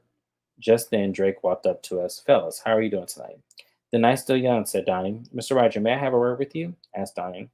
Drake began to walk off, and I followed him, not knowing what this was all about and hoping it would be entertaining. He went to the gazebo in the middle of the town square. He turned to me and saw me smirking. It was brought to my attention you were at the precinct to talk to Captain Dale. May I ask why? I was told that he made a call to the FBI to get a character analysis on someone involved in the case that had been sealed by the courts. I said, you know, you just might be too smart for your own good. You're going to go down for this. I assure you this isn't over. Detective Drake, whatever you're planning will fail. Going after me will be career suicide, I said. Is that what you told the FBI when you got away with the Boston Museum burglary? I didn't have to. I wasn't involved in that. Yet you got 75 million in reward money for finding the stolen paintings. Someone had to find them, I said. I think that you knew exactly where they were and that you set up Joe Sally Levinsky.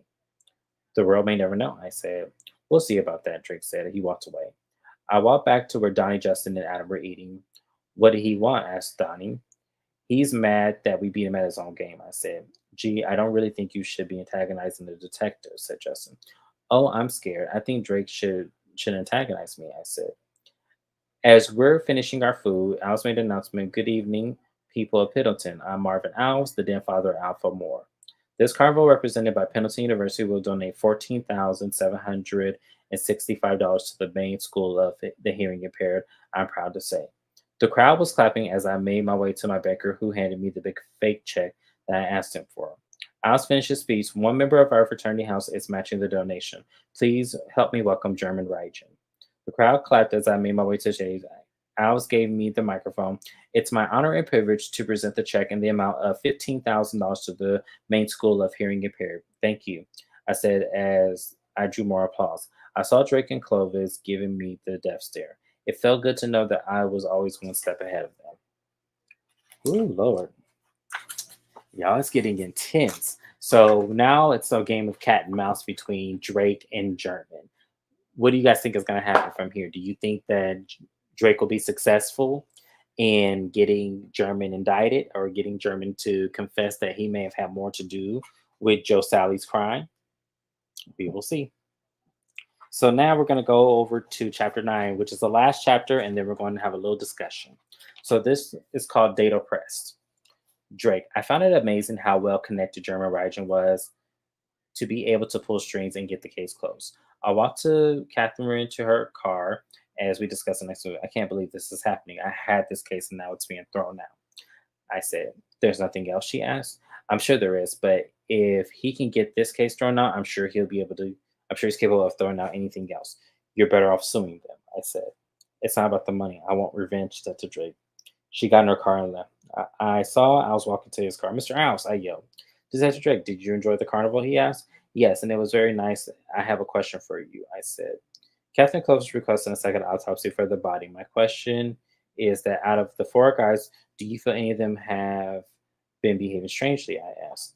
Detective, it's a fraternity house. Everything imaginable happens there. Sometimes I wonder if all of them are still alive.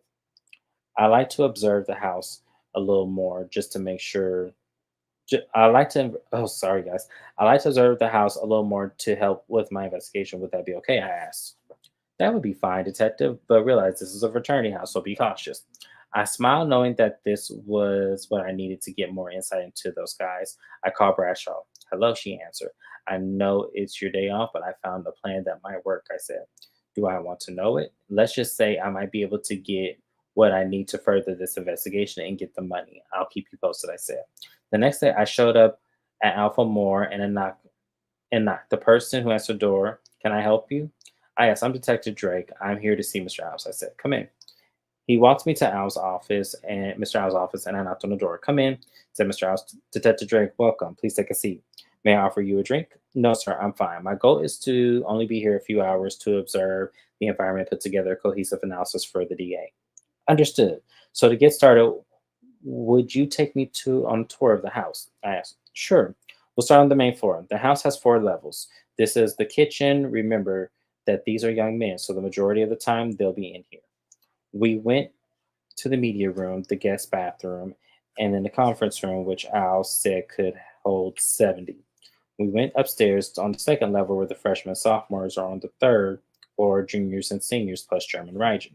German Rygen is a sophomore. Why isn't he with the other sophomores? I asked. After the incident with Benjamin Clovis, German was unsure he would be rejoining the fraternity, and the room he was assigned was his father and brother's room. A fraternity member ran upstairs. Mr. Alves, D. Hembry is on the line for you. Thank you, Phil. Alves said, Detective Drake, would you excuse me for a moment? Sure. I walked up to the next staircase and saw the hallways on either side with 12 doors. I walked down one hallway and it was really quiet, so I imagined no one was there. I opened the door to the right and saw that no one was there. The room had two beds and two desks. I closed the door. I continued down the hallway to the next door, which opened into the bathroom. I closed the door and bumped into a fraternity member who startled me. Hello, can I help you? Yes, I'm Detective Drake.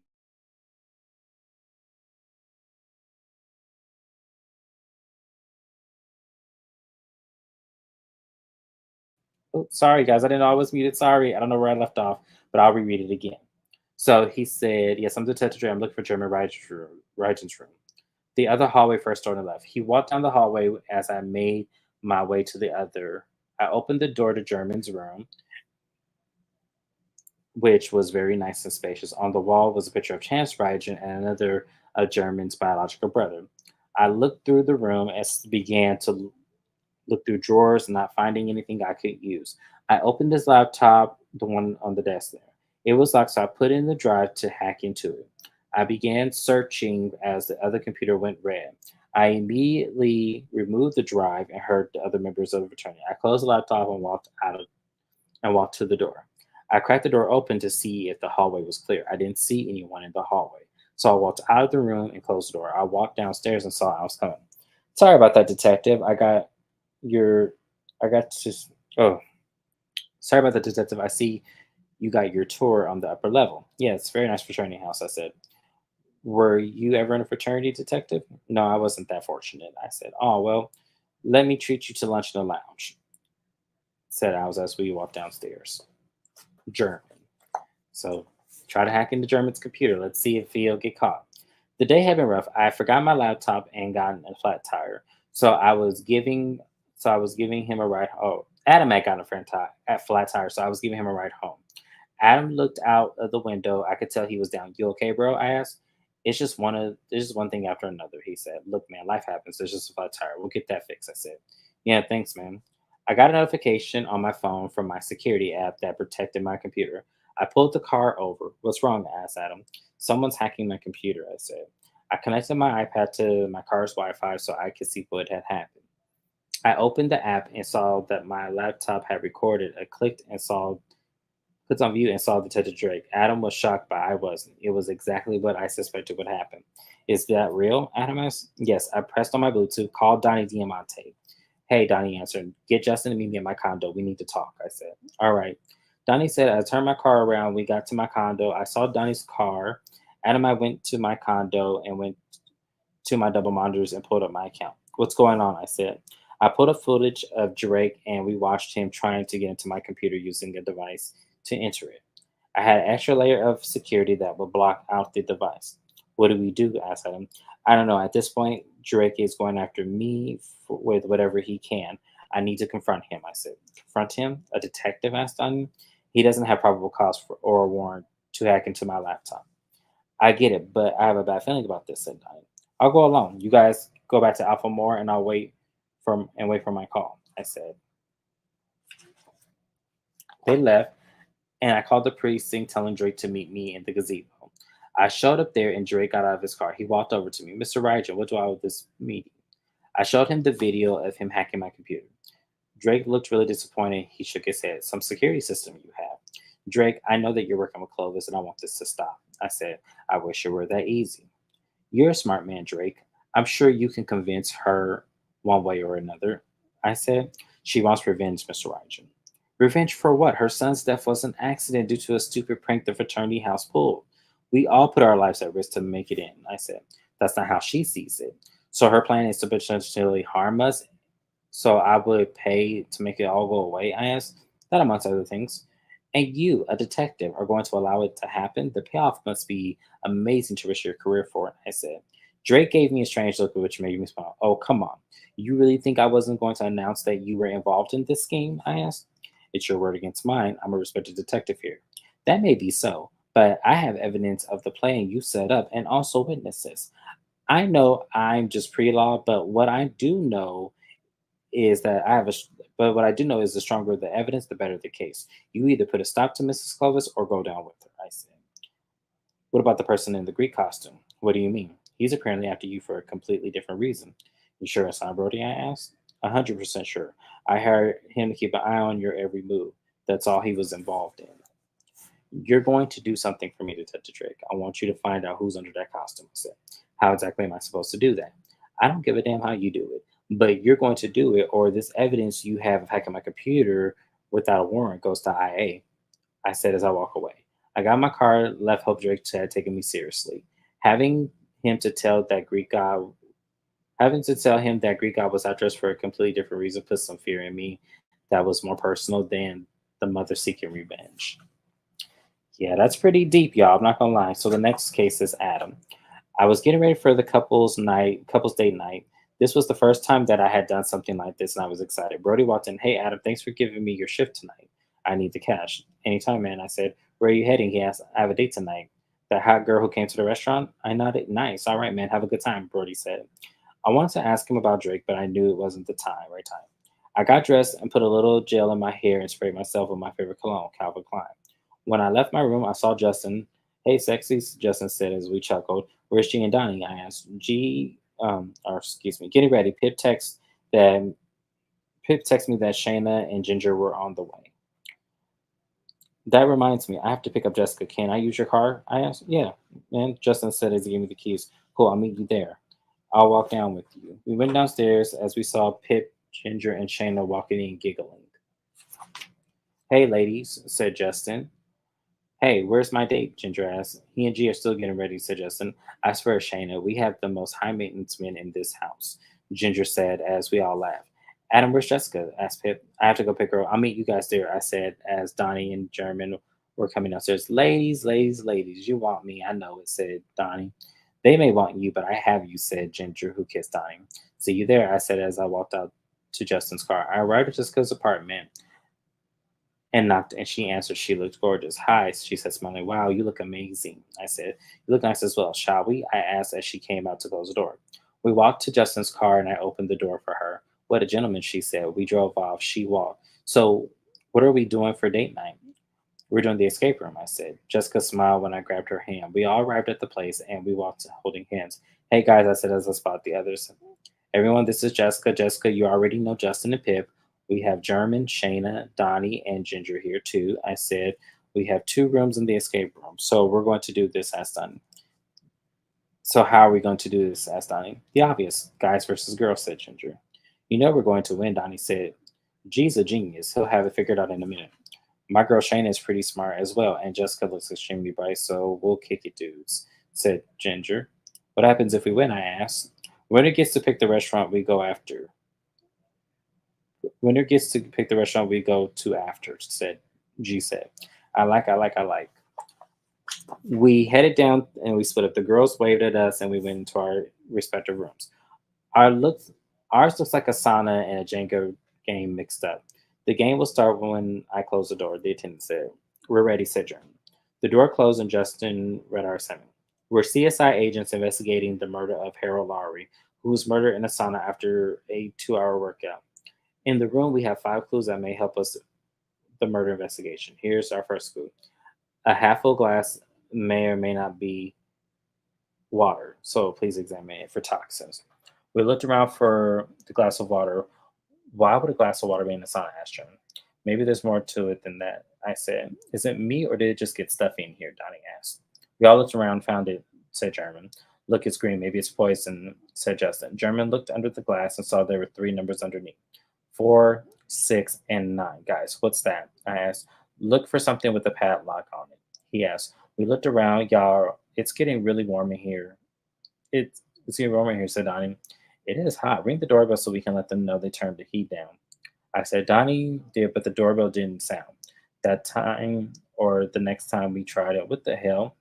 He tried to open the door, but it was locked from outside. Should we bust it down? Guys, I see a gym bag, said German. We went over to the gym bag and it had a padlock on it. German punched the numbers in it and the lock opened. A note read inside, congratulations, you reached clue number 2. Pranks are always on the horizon with dealing with the fraternity. I'll give you a big hint this time. Think back to a time a horn was used to the beat of a drum. Wait, what? Donnie asked. Why did that sound personal? Asked Justin. Yeah, like this room is addressing us.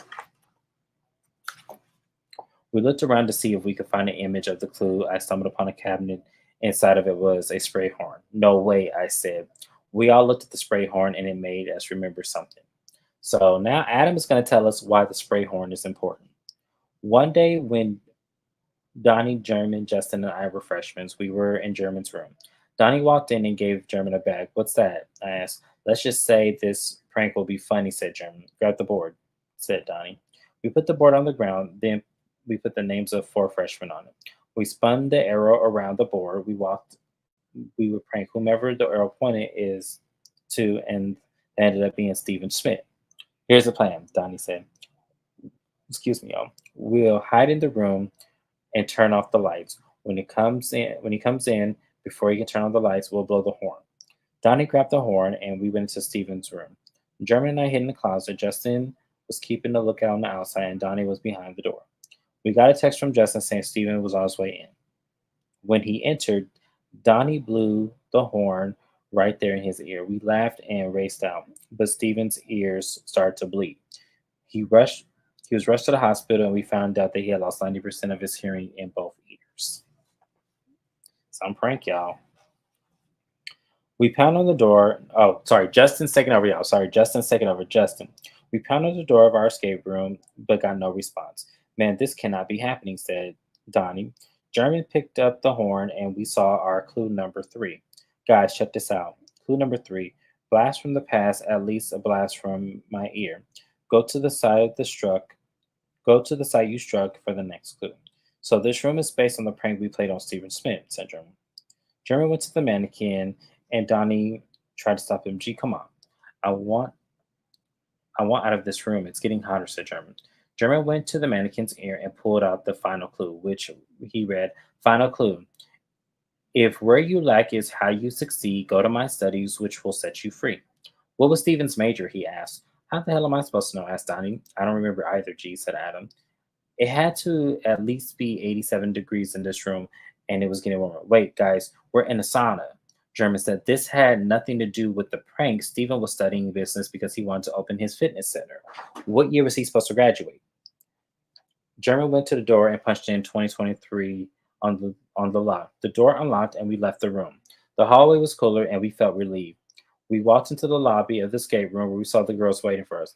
Well, well, it looks like someone lost, said Ginger.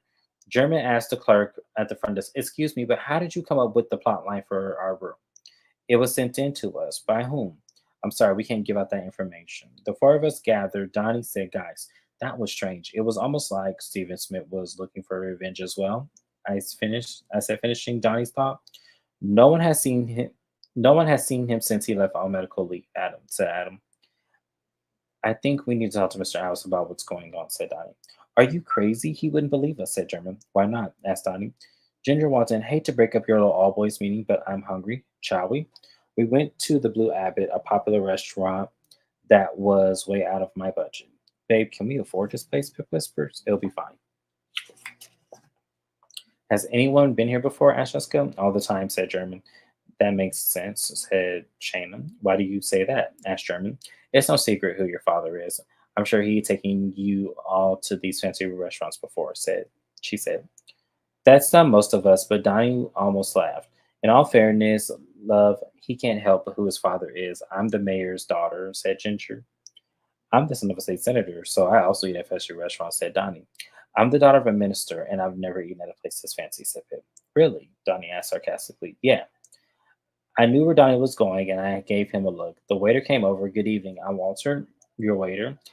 It's my pleasure to welcome you to the Blue Abbot. Maybe start with some refreshments." "I'll have a mocktail," said Ginger. "Make that too," said Jessica. Shayna wanted just water, and Jessica ordered a Coke. "How about you four gentlemen?" We all ordered mist. "Are you ready to order?" Walter asked. German ordered the stuffed German ordered the surf and turf combo. Donnie ordered the linguine with scallops. Adam ordered stuffed chicken with wild rice, and I ordered buffalo chicken sliders. And for the ladies, that is thought it was rude of these handsome gentlemen to not lead us in order first. "I'll take the Cobb salad with grilled chicken," said Ginger. Pip, Jessica, and Shayna ordered the same. "You ladies come to a fancy restaurant and order salads?" asked Donnie. "Considering you four order first, be thankful we're still here. Ladies, let's go to the restroom," said Ginger. The women went to the restroom as us guys wondered what just happened. "Way to go, G," said Donnie. "Me?" asked German. "You did order first," I said. If I don't get laid tonight, I'm slapping you," said Donnie. "Don't blame me. How the hell am I supposed to know that? I don't date women," German said as Donnie looked at Adam and smiled. Adam shook his head and I was really confused. When the girls came back, we guys were awkwardly silent. "You guys are really quiet. What happened?" asked Pip. "Nothing," I said as we kissed. Next person is up, Donnie. After dinner, Ginger and I walked out of the excuse me, y'all. After dinner, Ginger and I walked out behind the others. "I've been thinking," said Ginger. "Uh-oh," I said. "You really think about being in a serious relationship with me?" "Not really," I said. She looked shocked. Ginger and I had an understanding that we would only have a sexual relationship, friends with benefits. "I'm starting to get feelings for you," she said. "What kind of feelings?" I asked. "I want more from you." "Look, Ginger, I'm a fraternity member. I'm in a fraternity, remember?" I asked. "So is Justin, but look at him and Pip. They're together. Justin is different from me," I said. "Yeah, I know, he's not an asshole." We rejoined the other groups and Ginger grabbed Shayna and walked off. I walked up to German and asked what's up. Ginger took Shayna away. What did you do?" German asked me. Justin walked over. "Donnie, what the hell?"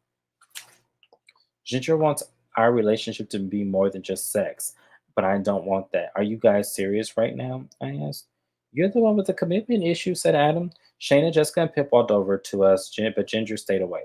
"Guys, Ginger's really upset," Pip said. We called a car service. We're going to Jessica's." "I can take you home," said Adam. "It's okay," said Jessica. Pip and Justin kissed. Jessica gave Adam a hug. "It was nice meeting you. Thanks for dinner," Shayna said as she hugged German. The girls walked over to a minivan that had just pulled up. "There goes sex," said Justin. "I'm going to my condo to see if the video caught anything," said German. "We'll go too. I don't want to be at Alphamore right now," said Adam. At the condo, German reviewed the daily surveillance tapes. "I'll be lucky if Jessica goes out with me again," said Adam. "There's plenty of girls out there, Adam. You can find another," I said. "You just can't help yourself," said Adam. "I'm just saying," I said. "There's nothing here," G said. "Just people installing her equipment." We all got text messages about the house meeting. I'm not in the mood. I'm not going. I said, Donnie, you have to, said German. Not since I ruined your nights, all of you. Well, maybe not you, G said. What does that mean? Asked German. Nothing. Donnie's just being stupid, said Adam. Look, I'm not an idiot, Donnie. You've been coming at me for a while now. What's wrong? Asked German. Are you gay? I asked. German's reaction confirmed me that he was. No, why would you ask me that? Asked German. Yeah, Donnie. Justin asked, why would you ask that and why does it matter? It doesn't, I said. Then why ask? German asked. I looked at Adam, which made German and Justin look at him as well. Don't put me in this. I told you it was stupid, said Adam. German's highly disappointed look made me feel guilty. He went into his room. Was that really the best way for you to out your friend? Asked Adam. You know, I didn't mean it that way, I said. You never do, said Adam. Adam shook his head and left. I was really upset and started to pace the condo. I looked through the monitor and saw Greek guy removing his hood. I tried to zoom in to see if I could see his face, but he put his hood back on. I saw a fancy watch on his wrist. I rewound the footage and zoomed in on his watch, which I took a shot of. I couldn't tell what kind it was, but it was a clue. I printed the picture and left the condo. Back at Alpha Moore, we were sitting in the front row of the podium room, and Alice walked up to say, good evening, Alpha More. Because homecoming is in a few days, we need to focus on our flow and our talent show piece for the homecoming football game. I've been informed that our very own legacy Chance Agent will be in attendance. Woo woo woo and foot stomping as our response to that. Theta Moreau will be throwing a homecoming Greek affair, which means that it will be black tie, said Alice. I was disappointed that we lost to Theta Monroe, but worse, I felt that Ginger was right. I had no intentions on making our relationship serious, but I need to stop making it seem like how we were acting was okay. Any questions? None of us had any, so I was all right, you're dismissed, thanks. I looked at German, Justin, and Adam as we walked up. Let's go to G's room. I want to show you something, I said. We go to G's room, and Justin closed the door. What's up? Adam asked. Look at this picture, I said. I've seen that watch before, said German. Yeah, me too, I said. I'll be back. I said, where are you going? Asked Justin. I have to make things right. Gee, I'm sorry, man. What I did was really shady. I just love you the way you are, I said, and I felt headed to Theta Monroe. There I walked in and saw Ginger and her sorority sisters in the kitchen. I knocked on the window. They saw me, and Ginger went over to the door. What do you want? She asked. Can we talk? She came onto the deck. I know that I know we've had this sexual relationship since we were freshmen, but I had no idea you wanted more, I said. You had to have known, Donnie. How would I have? I asked. She was silent. I grabbed her, and if you were going to tell me how I would have known what you really wanted, I thought that one day you see me differently, beyond sex, but you haven't. Part of this is my fault for not making my boundaries clear. Starting today, we'll no longer have sex. I don't want anything if I can't have it all. I just went back to into the house, but I was glad she had gotten it off my chest. That was it, y'all. Lot to uncover. So let's take a moment. Ooh, this is almost 2 hours thing. I need to read faster.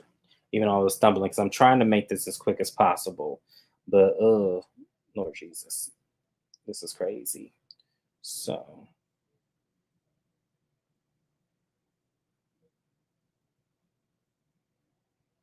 okay, sorry, y'all. I had to respond to something. But let's talk about chapter 5 through 9. So at this point, we're going around in circles at this point with German and Detective Drake. It's pretty much a battle of who's going to get who. We know that Catherine Covis wants a full fledged revenge pot, but we don't know if she wants it in the stigma of them dying or them just, having some sort of bigger repercussion for them taking her son. I think she's being ridiculous. I think that that's a little bit extreme. Sue them civilly, like Drake said. So, do you guys think that will happen, or do you think that she's just going to continue with her own angry revenge plot? Now, just Adam meets Jessica Kane. Jessica Kane plays a huge part in Ben's life as well, and we'll see that when we get to it. Also, we feel for Adam because one, he's trying to do the right thing, work a job, make money, trying to get his tuition paid off. I totally can resonate with him. But with him also having this new fling with Jessica, it is bringing some sense to happiness to him. And we'll see how that turns out. Donnie is also in this sort of friends with benefit situation with Ginger. We're introduced to Ginger, who is a member of the sorority house. Now, their relationship is contentious because they can't seem to let each other go physically. But now Ginger feels that she wants more. Ladies, how many of you tried to change a man to change the relationship type that you have if it was only including sex? It never works. Ginger's going to find that out the hard way, but she's also going to find something else or someone else. And we'll see how that works out for her. As far as German goes, German is going to have his hands full with this case, but he is not going to let go. And whatever they have on him, he's going to have 10 times for whoever else comes after him. That's his story. We like it. We hear it. We're happy for German, like as far as we're rooting for him. But y'all, what German is doing is crazy at the same time. So we'll see. But once again, if y'all were paying attention, I put another clue in there of who this person is. Do you guys think you know who it is? Put it in your comment box. This video is long. Sorry I stumbled, but I was trying to go as fast as I can because I didn't want this to be 3 hours. Next Saturday, we're going to do chapters 10 through 14, continuing on the story.